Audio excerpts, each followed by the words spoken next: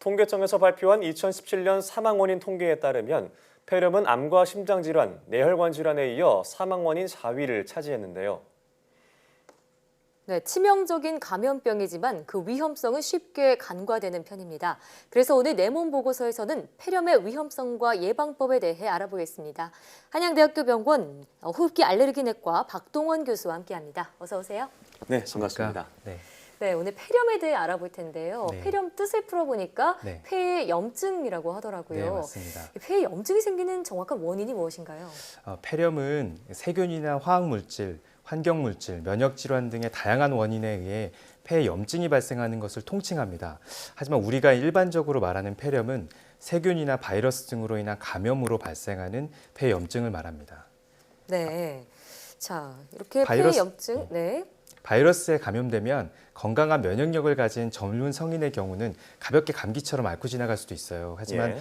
당뇨나 신장 질환을 앓고 있는 환자나 면역력이 낮은 고령 어르신의 경우에는 이러한 감염이 생기면 잘 극복하지 못하고 폐렴에 걸리게 됩니다. 고령일수록 걸리는 비율이 높아지는 거군요. 네, 맞습니다. 자, 그럼 폐렴에 걸리면 어떤 증상이 나타나는 건가요? 예, 일반적으로 우리가 폐렴에 걸리면 전신적으로 열도 나고 오한이 생깁니다.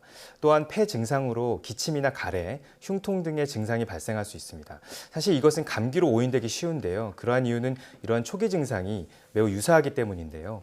감기는 콧물도 나고 목도 따끔거리고 흔히 말하는 인후두염이 발생하고 보통 5에서 7일 이내에 증상이 완화됩니다. 하지만 폐렴의 경우는 적절한 항생제를 사용하지 않으면 증상이 더 심해지게 되는데요. 고열이 지속하고 기침이 심해지고 가래색이 짙어지고 노랗게 변합니다. 이렇게 되면 폐렴을 강하게 의심하게 됩니다. 보통 젊은 사람들은 바로바로 이래 본인 증상을 호소하지만은 노인들의 경우는 증상이 좀 미약하게 나타날 수 있고요. 주로 입맛이 없다거나 기운이 없다고 표현하시는 경우도 있고요. 약간 기침만 한다고 오시기도 해요. 열이 나고 예. 오한도 느껴지니까 기침할 힘도 이제 떨어지는 것이죠. 예. 자, 그런데 이 폐렴 날이 추운 겨울에 자주 일어난다고 알고 네, 있는데 맞습니다. 사실 그렇지 않다고 하더라고요. 한여름에도 폐렴이 예. 발생할 수 있다라고 하는데 그게 네. 사실인가요? 예, 사실입니다. 예. 그러니까 폐렴은 환자의 면역력이 낮아서 발생하기도 하지만 기본적으로 바이러스나 세균 등의 감염성 질환입니다. 예. 그래서 겨울철에는 폐렴이 많이 발생하는 이유는 사람들이 많이 모여 있게 되고 추우니까 예. 그리고 찬 온도가 바이러스가 생존하기 좋거든요. 그래서 겨울에 폐렴이 많은 편입니다. 예. 겨울에 폐렴이 많지만 그래도 여름철에도 폐렴은 발생할 수 있는데요. 예. 그것은 에어컨이나 실내의 온도차가 이제 커지니까 감염이 취약해지고요. 실내 생활이 또 늘어나다 보니까 또 모이게 되죠. 그래서 세균에 많은 이들이 또 노출될 우려가 있기 때문입니다. 에어컨 필터나 실내 공기 관리도 철저히 해야겠다는 예, 생각이 맞습니다. 드네요. 자, 근데 65세 이상 노인이 폐렴에 걸리면 사망 원인이 70배 이상 늘어난다고 네.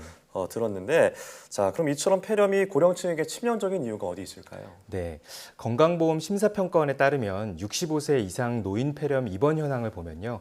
2013년에 7만 1,624명에서 2017년에 9만 4,209명으로 약 31.5% 증가했다는 것을 알 수 있습니다. 또 예. 사망률이 또 높아서 사실 사회 경제적인 부담이 상당한 편입니다. 폐렴이 이렇게 노인에게서 위험한 이유는 여러 가지에서 찾을 수가 있는데요.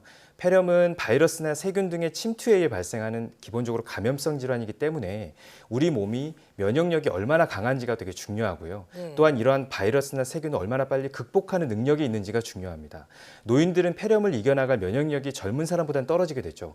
또 노인들에게는 이제 당뇨나 심장 질환 또는 간 질환, 영양결핍 같은 만성 질환이 동반될 가능성이 커져서 면역력이 더 감소할 가능성이 높습니다. 네. 또 나이가 증가하니까요. 폐 탄성이 떨어지고 호흡근의 힘이 떨어지니까 기침을 또 잘 못하게 돼요. 예. 이렇게 되면은 가래 배출이 떨어지니까 이 세균이 배출이 돼야지 또 폐렴이 빨리 회복이 되는데 네. 그런 것도 더디게 되죠. 또 아까도 잠깐 언급했다시피 노인 폐렴의 경우는 폐렴의 증상이 전형적이지 않은 경우가 많아요. 그래서 네. 폐렴의 발견이 늦어서 더 심각하게 오게 되기 때문에 노인들에게서 발생하는 폐렴은 젊은 사람보다 훨씬 더 치명적으로 다가오게 되는 것이죠. 예.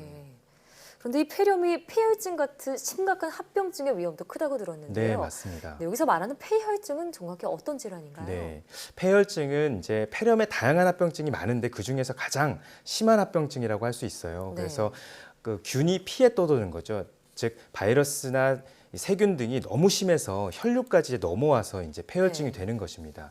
폐혈증이 돼서 혈관에 균이 이렇게 딱 들어가면 전신에 심한 염증 반응이 생겨요. 그래서 오한이나 발열 또는 오히려 저체온이 생기고 맥박이 빠르고 미약해지게 됩니다. 또한 호흡도 빨라지고 중증인 경우에는 의식도 떨어지게 되고요. 저혈압에 빠져서 쇼크 상태가 빠지게 돼서 점차 생명이 위태로운 상황에 이르게 됩니다. 이러한 폐렴에 의한 폐혈증을 막기 위해서는 가급적 최대한 빨리 적절한 항생제를 사용하는 것이 매우 중요하겠습니다. 예. 자, 그럼 폐렴에 걸렸을 때 어떤 식으로 치료가 이루어지는지 구체적으로 설명해 주시죠. 폐렴은 원인균에 따라 적절한 항균제를 쓰면 됩니다. 원인균을 정확하게 알기 위해서 가래 검사를 보통 하죠. 그래서 원인균을 찾기도 하지만 꽤 많은 절반 이상의 원인균을 찾지 못하는 경우가 많습니다. 그래서 환자의 병력이나 기존 질환, 임상 증상이나 나이, 엑스레이 같은 소견을 종합해서 가장 적절하다고 생각되는 항생제로 시작하게 됩니다. 증세가 가볍고 통원이 가능한 경우에는 반드시 입원할 필요는 없고 외래에서 항생제를 쓰면 되지만 면역력이 떨어지는 소아나 노인 환자 또는 당뇨나 알코올 중독이 있는 그런 환자분들은 면역력이 떨어져 있기 때문에 입원 치료가 권장되고요. 적절한 항생제를 사용하는 경우에는 수일 이내에 임상 증상도 좋아지고 엑스레이도 좋아져서 통상적으로 1에서 2주 정도의 치료로 완쾌될 수 있지만 경우에 따라서는 3주 이상의 치료가 필요할 때도 있습니다. 네, 요즘엔 치료가 잘 이루어지겠지만 사실 걸리기 이전에 예방하는 법이 중요할 텐데 어떤 방법이 있을까요?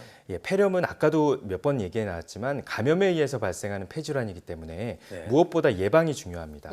폐렴을 일으키는 원인인 바이러스나 세균은 주로 이제 기침이나 재채기를 통해서 이제 비말로 전파가 되는데요. 환기가 안 되는 곳에 밀집된 곳에 앞사람이 재채기를 하면 수많은 비말이 이제 공기 중에 확 나오게 되죠. 그 비말을 우리가 들이마셔서 기도로 흡입해서 감염될 수 있는 것입니다.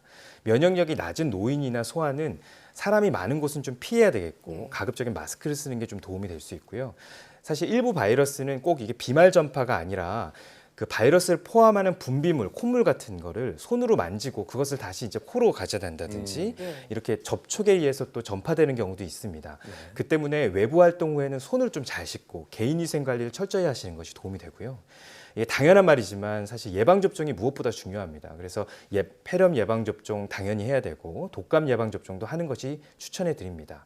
간혹 제가 이제 사실 폐렴 치료하다 보면은 그 폐렴에 걸렸는데 본인은 폐렴 예방접종을 맞으셨다고 폐렴 안 걸려야 되는 거 아니냐고 그렇게 말씀하시는 분이 상당히 많으세요. 근데 사실 폐렴 예방접종의 정확한 용어는 폐렴 구균 예방접종이거든요. 그래서 그게 뭐냐면 폐렴의 원인균 중에 많은 빈도를 차지하는 폐렴 구균을 예방하는 예방접종이 되는 것이죠. 그러니까 폐렴에 걸리는 것을 줄일 수는 있지만 폐렴에 걸리지 않는 것은 아니라는 거죠. 그렇기 때문에 65세 이상이나 고령이나 또는 기저질환이 있는 환자한테 이제 우리가 권장되고 있기 때문에 꼭 맞으시길 권장드립니다. 네, 전국 보건소에서 65세 이상 노인들에게 이 말씀하신 폐렴구균 백신 무료로 접종하고 있다고 하니까요. 맞습니다. 면역력이 낮은 노인분들이라면 반드시 예방접종 받는 게 반드시 좋겠네요. 맞으셔야 됩니다. 자, 지금까지 한양대학교 병원 호흡기 알레르기내과 박동원 교수와 함께했습니다. 오늘 말씀 고맙습니다. 네, 고맙습니다. 감사합니다.